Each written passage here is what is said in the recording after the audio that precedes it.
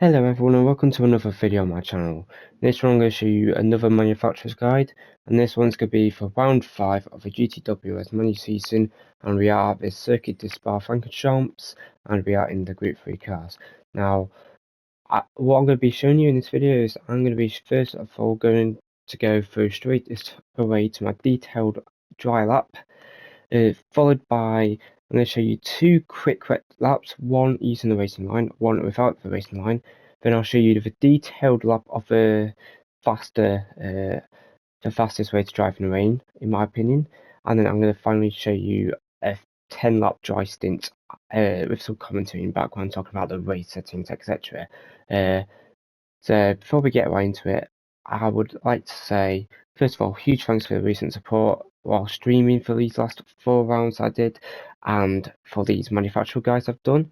I greatly appreciate it. The channel has been growing very nicely, and I would appreciate a like and a subscribe if you want to carry on seeing these sort of videos. Without further ado, let's go into a detailed lap of my dry lap. Cheers, guys.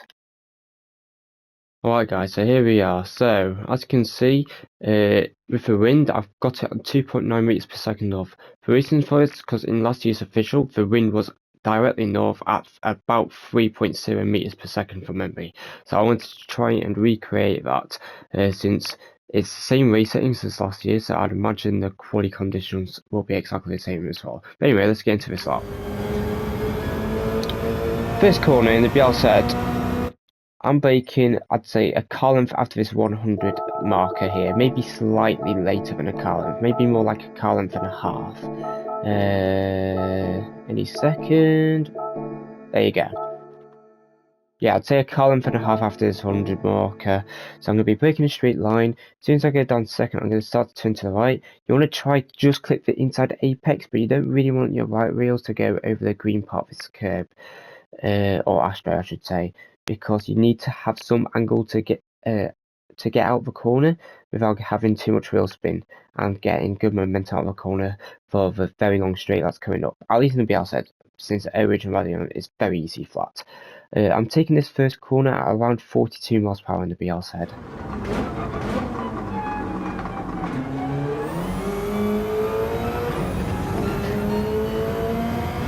Like I said, this is easy flat all the way until the first corner past 2. Easy flat. Right the curbs, minimise steering. Could save you a hundredth or two, which could make a difference between position or 2 in the actual quality session. Now this corner here, with this wind, I'm braking. So as soon as the curb starts here, I'm braking about a car length after this curb right here. I'm braking, as you can see, a car length after the start of this curb is when I'm braking. With this wind, of course, obviously, if it was a tailwind here, I'd probably brake a car length before the curb. But anyway, with this wind, I'm braking a car length after this beginning of the curb. I'm going to be braking a straight line, and I'm aiming to do this right part of the corner around 78 miles per hour. You want your right tyre to be at least on the yellow and red part of the curb, if not on the slight green part of the curb without touching the inside bollards. Here, as soon as the car is straightened up and you're halfway between left and right hand side of the track, you're going to do small tap of brakes, and you want your left tyre to be on the yellow and red curb again, as much on it as possible. And I'm taking this corner at around 73 miles per hour from memory. Here, as soon as you start to touch the outside curb, that's a good indication to start turning to the right. In the BL side, I'm taking this right-hander at about 93 miles per hour. Again, get as close to the bollards as possible as well. Use all the exit curb without going on the astro, the darker green astro, because that gives you dirty tyres and potentially a penalty. Here, I'm braking right at the beginning of this curb. I'm going to be turning to the right immediately because I'm going to do it in sort of a V shape. So you want to hit the first part of the apex, get a touch deep in, which sets you up nicely to go around the corner and carry good momentum for the rest of this long corner here. I'm taking minimum apex speed here at about 62-63 miles per hour.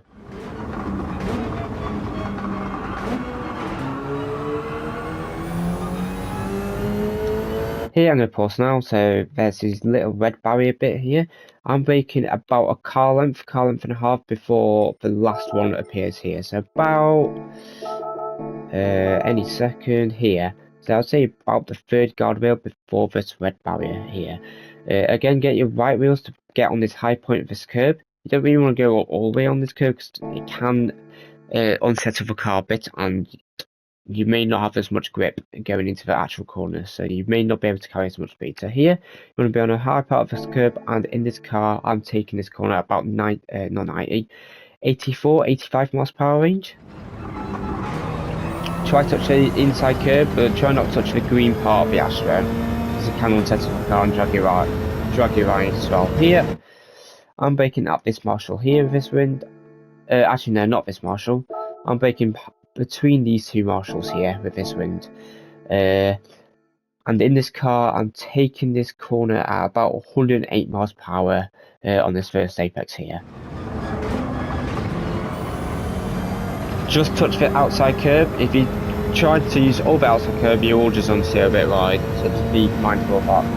Here, this is truck sign here, and there's 50 marker. I'm braking with this wind at about the 50 marker, maybe just before it, right here, yeah.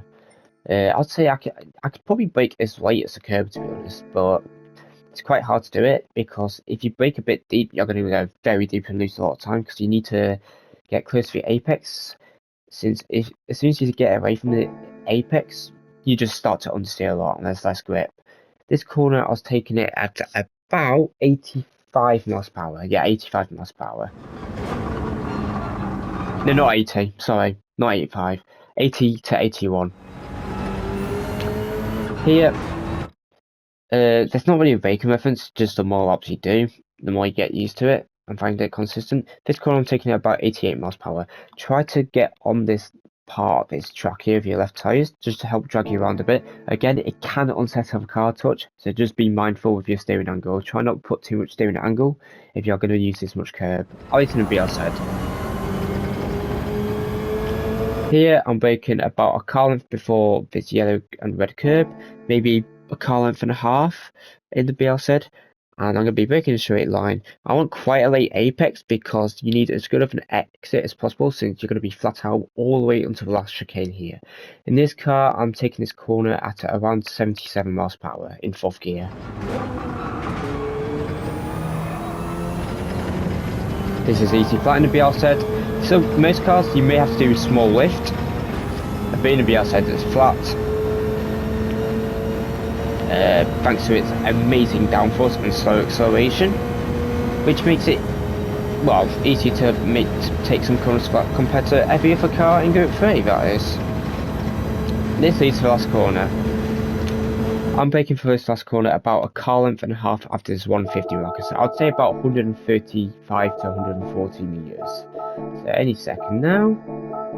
There you go. As you can see, I'd say about a car length and a half after this 150 marker. I'm going to be braking a straight line. You can either have your right wheels go over the big red part of this curb, or you can have your right wheels get as close to this big red part of the curb as possible. In the BR said, I prefer the second option, because if I go over the bump, it can unsettle my car. So I'm going to be braking a straight line, as you can see here. Right here, I'm taking this part of this corner at about 45, 46, 47 miles per hour. Here, as soon as you see this, as soon as you get close to this red sausage curb here, I'm braking a touch for brakes down to about 43 miles per hour for this last corner. Be careful on the exit, and that is a 17.318. A decent lap considering with the wind that we've got. The top time as of recording is a 16.0 in an R8, but that probably has better conditions and better wind. So I think I can't really give you a max in BR said, but with south wind, I would imagine the BR said can at least get into the 16s. But anyway, now let's show you a couple of wet laps, and then I'll go into detailed wet laps afterwards. Cheers, guys.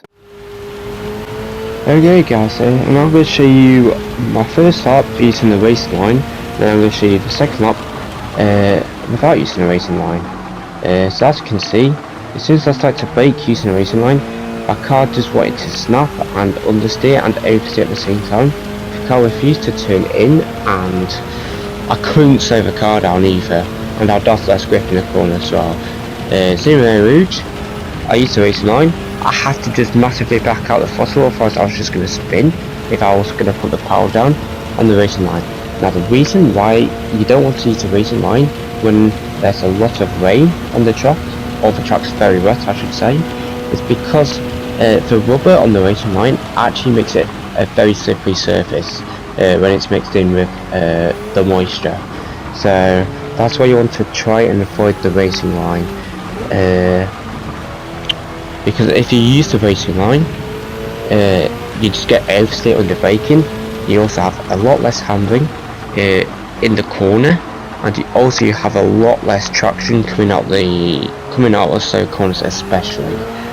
But even in high speed corners, you still have a lot of wheel spin, and it's very easy to spin if you put the power down while on the racing line.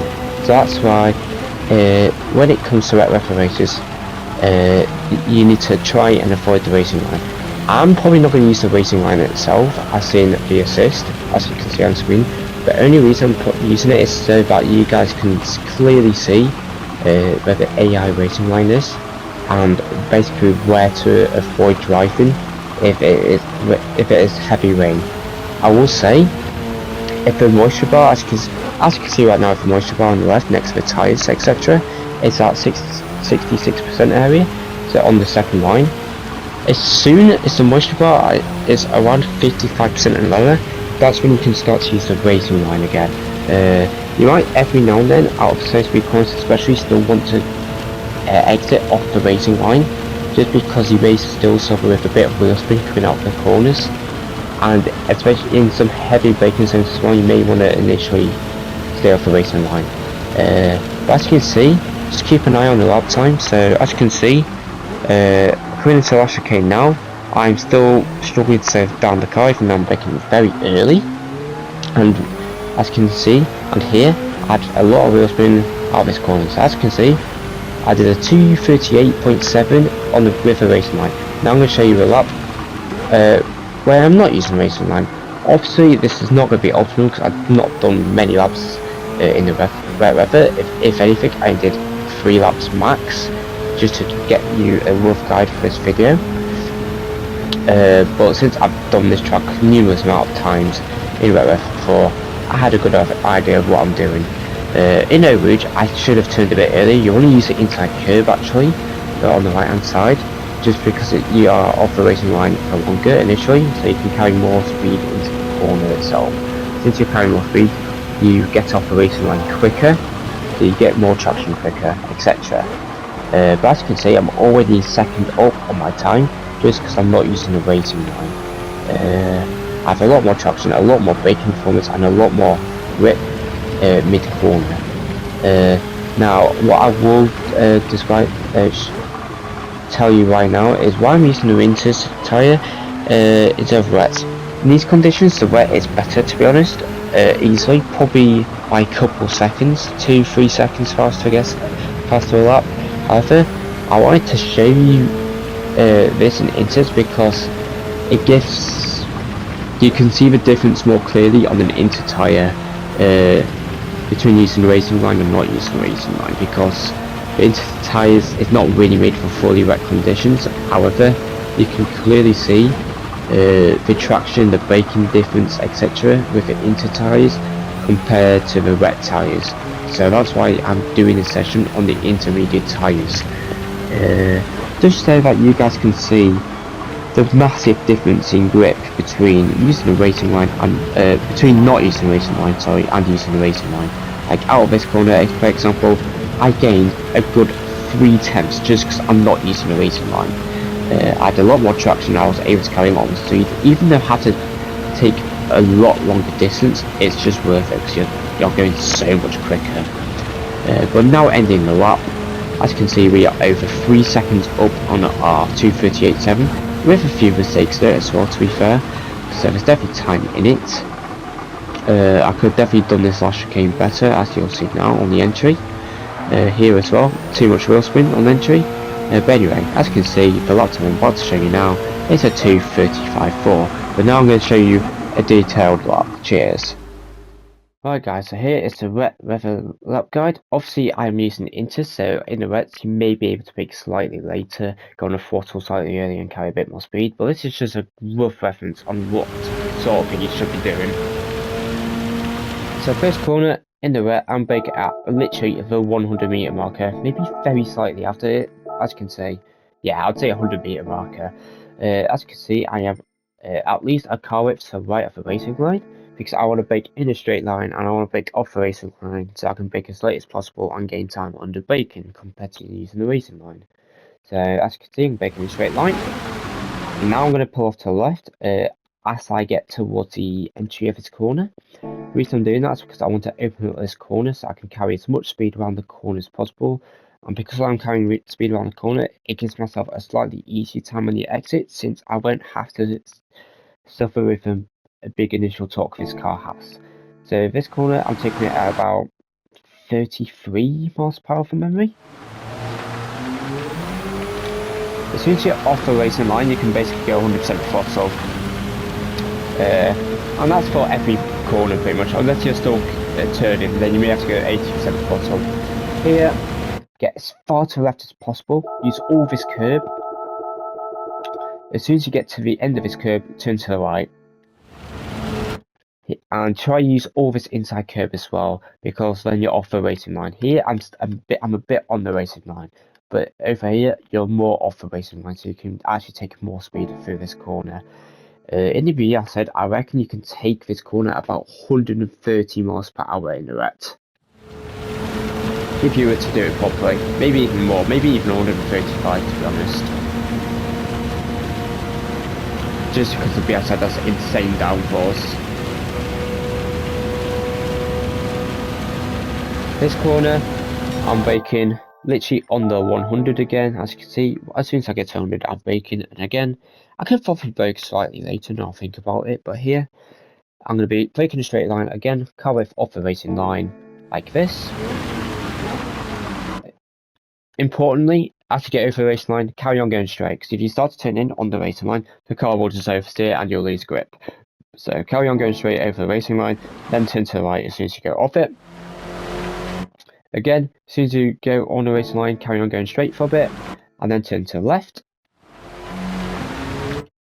Use this inside curb because again, you're going to be on the racing line, but you want to get off the racing line as early as possible, so you want to be far to the left here. As soon as you're off the racing line, go 100% throttle, as you can see here.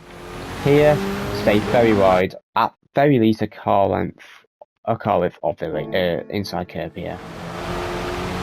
And use this outside curb as well, because the racing line does rejoin about here from memory. So go use the outside curb because there's more traction. Here, you're actually braking on the racing line a bit because you need to stay on the outside just to carry as much speed around the corner as possible. But I'm basically braking here just after this 100-meter marker here. It's important to note, if you're braking on a racing line, go 80% brakes maximum, because if you were to go more braking, you'll have oversteer, and it may be difficult to control it. So, and plus, if anything, with 80% brakes, you actually slow down the car more, since you're not asking the brakes and the tyres to do too much. Here, I'd say stay halfway between the left and right hand side, maybe a bit closer to the left hand side, just to carry as much speed and angle out of the corner as possible. That corner I took at about I think it was about 52 miles per hour from memory. Again, go all the way on the outside, and then go aggressively to the right, without touching this outside curb here. Braking a straight line, and again be at least a car width of the inside curb. Go on the throttle as soon as you get to this exit curb here, because you're off the racing line. There's still traction here. You may have a touch wheel spin, so just be careful.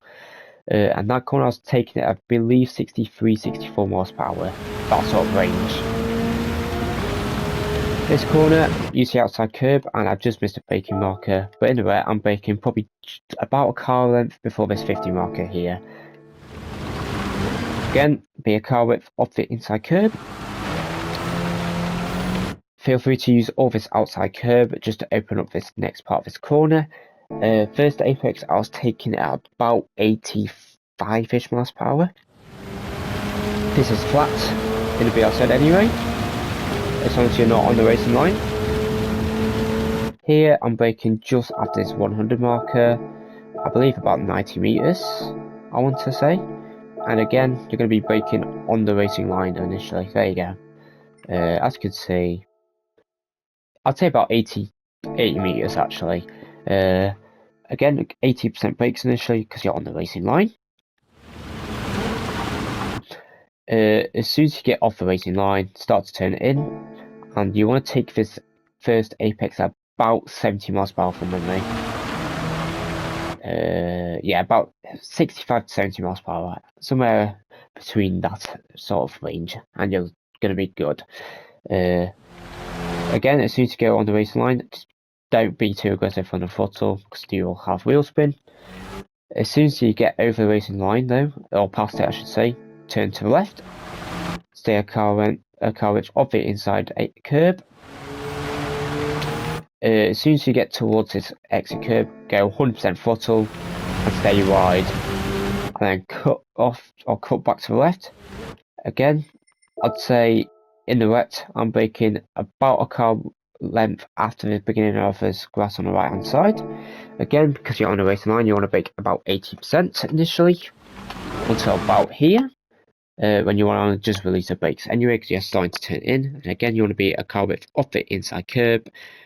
Take this corner at about 60 miles per hour from memory. Use all the outside curb because you're off the racing line. As soon as the curb ends on this, on the left hand side here, turn to the right. Again, stay at a car width at least off the inside curb, and just carry 80% throttle around here because you can pick up the speed without having wheel spin here. Use all the outside curb without touching the Astro. That is the optimal line here.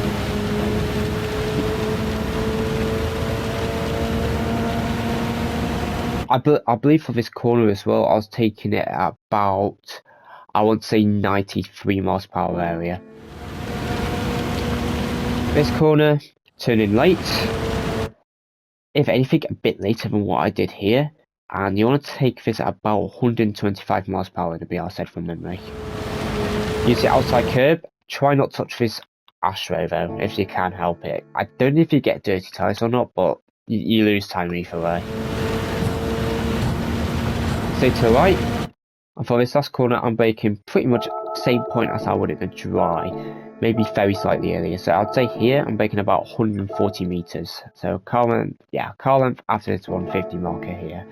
Again, car width off the racing line on the left hand side here because you want to be as light on the brakes as possible.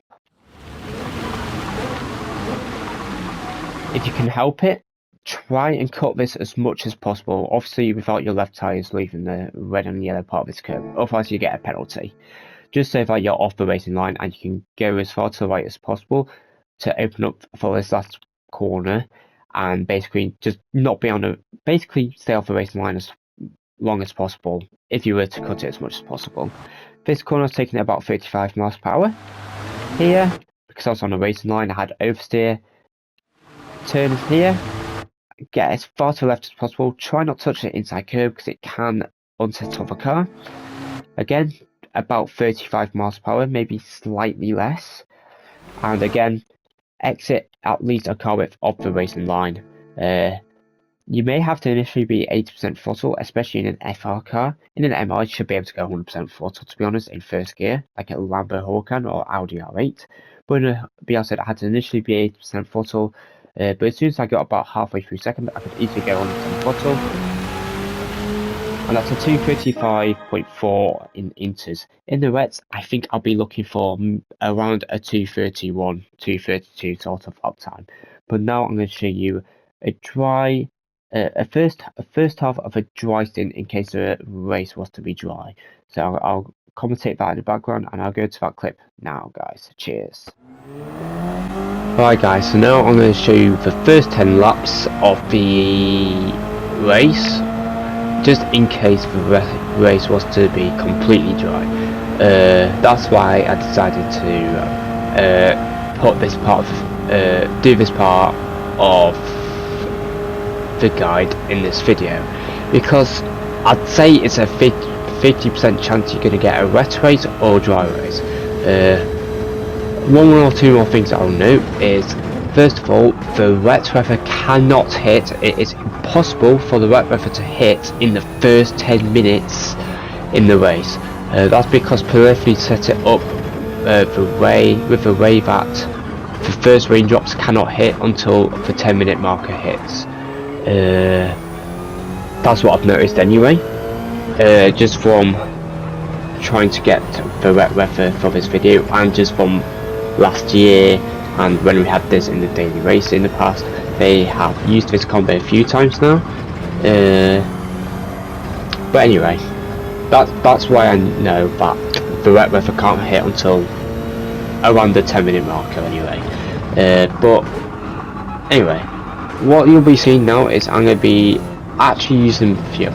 I would say from basically every car, maybe other than Citroen and BRZ, the car I'm in, you can probably make it on fuel with either a tiny bit of short shifting or just fully revving the car out. So for example, probably like the Lexus, the Supra, and the Nissan GTR, the 2018 one anyway, they will probably be able to rev at their peak power and still make it on fuel without having to fuel safe or anything, or having to refuel in the pits. I will say before, while doing this one, I did do a run before it, trying to fuel save to not refuel in the pits, and I'll tell you now, as you can see, fast start, it already is a 2:18.7. That's me trying to fuel save, and that was still not fuel saving enough. What I actually had to do to make sure I could actually make it so that I used 5% of fuel a lap, so that I wouldn't have to refuel in the pits. What I had to do was, I had to, as you can see in the bumper cam, you can see the RPM of the rev limiter to the right of the fuel mixture here, and as you can see, I am above 60k revs now, and the red bar in the middle of the screen has just started to appear. I had to shift this car, believe it or not, at 5,750 RPM, so the red bar in the middle of the screen wouldn't even show up. Not only that, I had to exit the corners in a gear higher, so that corner for example, I'd be exiting in 5th. Even then, I was still struggling to make it on fuel, and it costed me, I would say, about half a second a lap, if not 6 tenths. Somewhere around 6 tenths a lap doing that, and they would only save me about 3.5 seconds in the pits. So the only time I would maybe fuel save is if I'm in strong slipstream behind the car, and even if I was in slipstream, I'd probably still have to push the BRZ just because it's so many straights. I'd basically only be fuel saving towards the end of the straights, since the BRZ doesn't actually have the worst top end in the world. Compared to the WRX, it probably a very similar top end actually, at least on this track, in the high speed BOP. But acceleration wise, the BRZ is really slow. Even so, than the Renault RS1, Cloud 650S, etc. It has probably the worst acceleration in Gr3. In fact, it does have the worst acceleration in Gr3. So that is why I will probably have to fully rev out the car until, just in general, I would have to rev out the car. Or well, I'll say rev out the car, but shift that at the end of the bar, where the peak power of this car is. And I'll only be using fuel mixtures, maybe in a few corners, like maybe P1, I'd maybe using fuel map 2, just so that I don't want to steer too right and I save that tiny bit of extra fuel. The only other time I'll be using fuel mixture is on the end of straight. I'd be using fuel map 6. But especially in slipstream, even in the dry, without slip, I may do that times just to make sure I do make it to the end.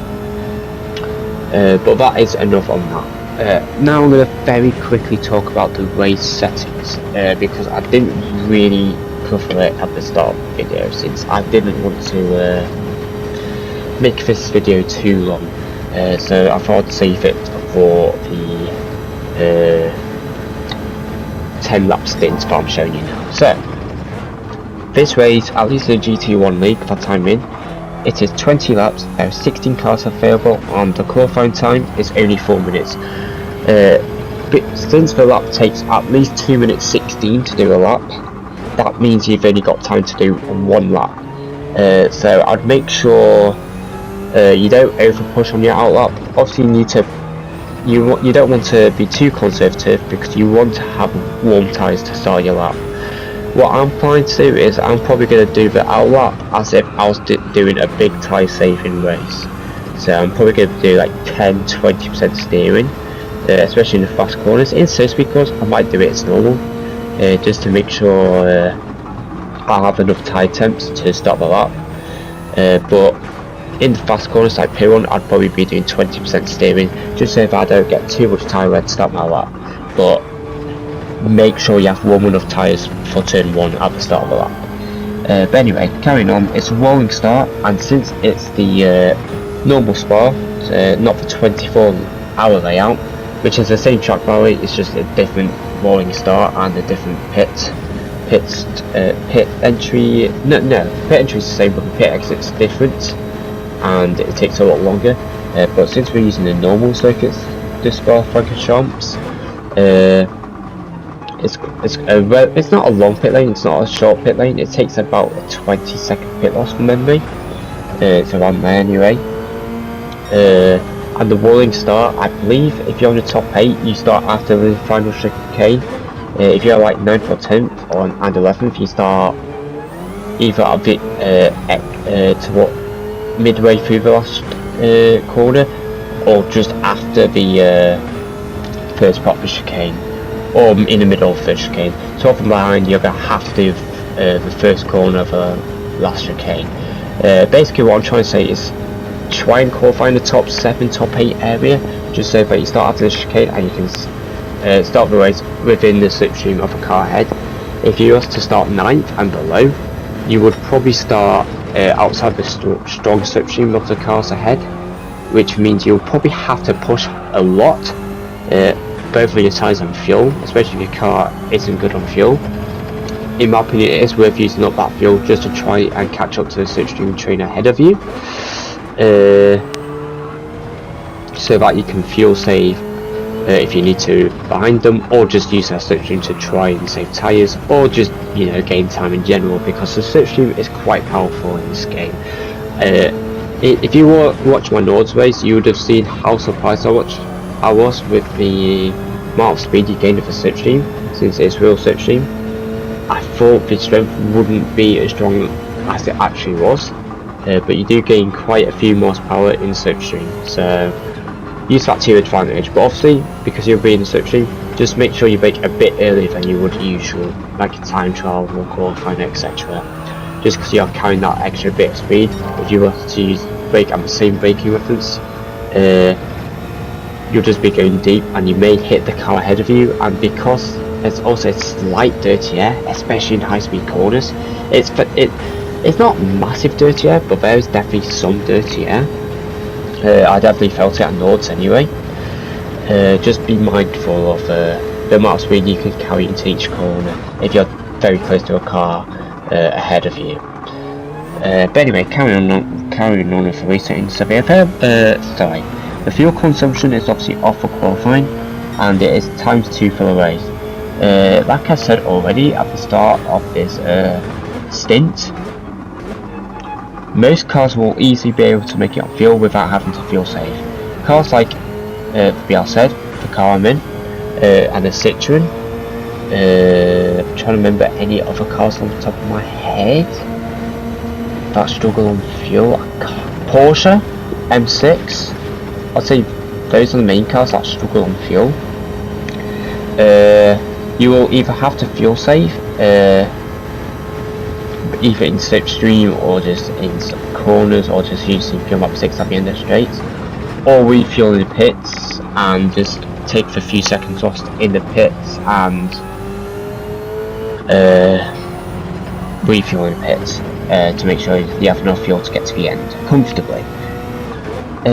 Tyre wear is times 3 in both qualifying and the race. On the race and medium tyres, that's not massive tyre wear.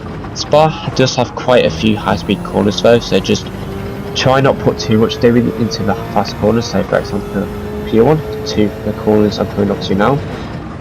Try not put too much steering into those corners because you can overheat the front right tyre doing that, and put a lot of tyre wear if you were to push that corner fully. So the medium and high speed corners, especially for longer corners, just be a bit mindful on how much steering you put in, because if you put a lot of steering in, you're going to have quite worn tyres at the end of the stint, and you're going to be quite vulnerable to some people that might be trying to make some dive bombs since everybody else has got worn tyres. But also, it may give you an opportunity to overtake some cars at the end of the stint. So just be mindful of how much steering you want to put into the corners. Since the times 3 tyre wear is not a lot on mediums, however, because of the way Spa is, with quite a few high-speed corners, track characteristics I call it, just try to tyre save a touch, since it can leave you, it can give you a good position towards the end of the stint and the end of the race. Carry on with race settings. Available tyres is just the racing mediums for the 6, and of course the inters and the wets for the wet weather that may come in for your races. I will say right now, especially if you're not using a rental, I don't know if you can actually use rental cars in manufacturer series. I don't think you can. But anyway, make sure you have the racing mediums, the intermediates, and the wet tyres. Make sure you buy the wet tyres. See, you can't buy the wet tyres once you've entered the slot. So make sure you bought the tyres. In my case, in every Group 3, Group 4, Group 1, Group 2 car, I have bought all the racing tyres and all the wet tyres, just so that I don't forget about getting the wet tyres or anything for dynamic weather races such as this one. Anyway, carrying on with race settings, then Group 3 cars obviously. I don't know GT2 or GT3 League whether they're using Group 4 cars this season or not, but anyway, in GT1 League it's Group 3. BOP is obviously on, and you are allowed to change your brake balance. Talking of brake balance, I would recommend at least every FR car to be in +5, maybe except the Super. That car may suit a +3 better. It depends if it starts to oversteer a lot, too much under braking coming into some corners. I know when we did the Tokyo Daily, for example, I did have to use brake balance 3 in one of the corners, going the last corner for Sector 1 at times, just because it would over rotate too much for my liking. So obviously test around, but what I would recommend for pretty much every FR car is to use +5. Now in MRs, it depends on the cars you're in, but for cars such as Porsche, Audi R8, maybe just those two cars, maybe Lambo Huracan as well, I'd probably use around the +1 brake balance area, because you don't want to over rotate. Since those cars have a lot of weight in the rear, you don't want to put more braking weight towards your back brakes, because it will just make the car over rotate with weight distribution and that.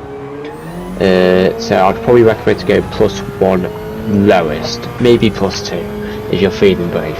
That's obviously just my opinion. Obviously test it yourself and go with what you feel is the most comfortable for you and the fastest for you, but I'm just giving you some sort of rough guidelines. Every other car I'd basically go +5, I think. For GT I'd probably go +5, Citroen I'd go +5 probably, NSX I'd probably go +3, +4 area, just because that car's got a lot of weight in the rear, but it's still quite stable, but I'd probably go +3 in that car. Every other car though I'd probably go +5 on top of my head. Anyway, carry on. DR's affected of course, SR's affected of course, mechanical damage is on white, so if you get damage the damage lasts for 20 or 30 seconds. I think it's 30 seconds, but I'm not 100%. And you do have to make a pit stop this race, so you can't do a no tyre change and a no pit strat. You do have to pit. Since you're pitting, not change tyres, because it is faster to change tyres than to not change tyres, at least in a dry race. In a wet race, well, actually you'll have to pit anyway to get onto the wet tyres, so I won't even talk about that. Track limits on normal and the actual penalties on weak, so for most track limit penalties you only get half a second. If you cut the first spot for the last chicane, I do believe that's a 1 second penalty, so try not to get too greedy trying to cut the inside curve of the last chicane. Obviously car collision penalties on, the pit lane penalties on, and that's basically it. The refuel rate is on at 7 litres per second, so it takes if you want to put 7% of fuel in, it takes 1 second to put 7% of fuel into your car. So that's basically the race settings. So now I'm going to do a very quick recap on what to do in this race and how I would personally practice for this. So first of all, the way I would practice for this is first I'll just do some dry TT. Doesn't really matter the wind at this point, just do some laps in the dry TT, just try and get comfortable with the combo and the car you're using. Once you start to get consistent at what you're doing and find yourself to do good pace, at least for your level, obviously that may depend on your level of the game, on how much you play, etc. Just do some laps until you feel comfortable with the combo you're doing. After that, I'd then do some practice in the rain, just to try get used to trying to not use the racing line where possible. Obviously it's not going to be possible to not use the racing line absolutely everywhere, since some corners go from left to right, etc, like chicanes, etc, so you will be on the racing line momentarily, but just try get used to not using the racing line where you shouldn't be using the racing line, trying to experiment with the braking and apex speeds and your throttle inputs, etc. Just get used, do a few laps in the rain, try and set the time trial lobby up. When I say set up, you're going to have to quit and restart, back out, etc.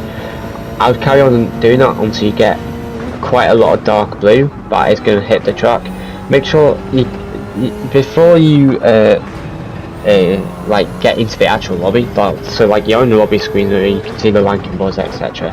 There is a button in the bottom left which shows you the weather pattern.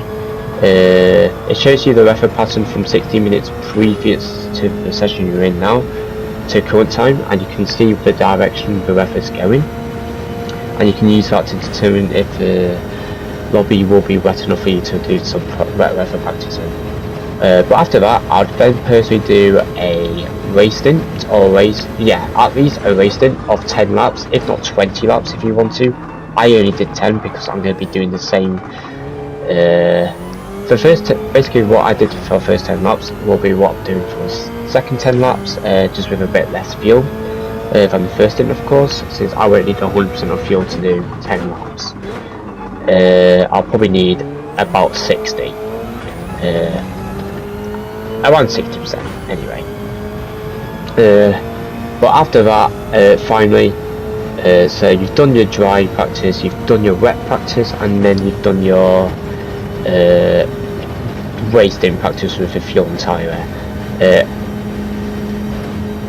Finally, after all that, I would then start practicing in the dry, in the TT, with north wind, so 12 o'clock wind, so directing completely north, and I'll try to get it as close to 3 meters per second as possible. If you get it at 11 or 1 o'clock, that's also okay. It's just so that you get used to your braking references with that wind, because I believe, I can't 100% confirm this, but it's just because they've used the same settings, so the same fuel, the same weather pattern, the same tyre as the last race and the few dailies they've done in the past year. I reckon the actual qualifying for this race will have 3.0 meters per second wind. I will also note now that I'm a controller player. I use control sensitivity on 10, and I use default ABS. I don't use any other assists or anything. and the other settings doesn't really matter in my opinion. Just make sure you've got control sensitivity on 10 or as close to 10 as possible, depending on what you feel comfortable with. I'll just recommend the higher the better, basically. What else? Is there really anything else to mention? There was something I forgot, but basically, yeah, before the lobby, just practice with Northwind, just so that you get used to braking references and that, since that is going to be the play conditions, most likely, for your race. But that's basically all I've needed to mention here. So, like I said already, thanks. So first of all, thanks for watching this video, especially if you've watched the whole way through. Or if you have skipped some parts of it just to get to where you wanted to, fair enough. I hope it helps with my guidance, etc. I try to explain to the best of my ability what I'm doing in each scenario. Sort of brake balances I'll use for each car, the lines I'll use in the wet, fuel tyre strats, and how to practice qualifying for this. It may take even 5 minutes just to try and get Northwind, but honestly it's worth waiting those few minutes just to get the right conditions, because the little difference in wind can make such a big difference in braking points. So for example, the corner I'm in now, if I had a tailwind in that corner, I could brake I'll probably have to brake a car in before the beginning of the left curb, but if I had a headwind into that corner, I could brake a car length after the start of this curve. That's how much of a difference the wind can make. So it's definitely worth practicing with Northwind before the start starts. So if you're as used to the coy conditions as possible, and hopefully that could be the difference between you getting pole position and you starting potential from the technical victory. Just because you're used to conditions when no one else is. But anyway guys, I'm going to start to sign off the video now, so thanks for watching. If you've got any questions, put them in the comment section below, and I'll comment back or reply back to the best of my ability as possible. I would appreciate a like and a subscribe on your way out as well, just so that I carry on making these guides. I enjoy doing these, I'll carry on making these guides, and it's just to show your support basically, and letting me know that you guys like and appreciate these sorts of videos, and hopefully it helps you guys out.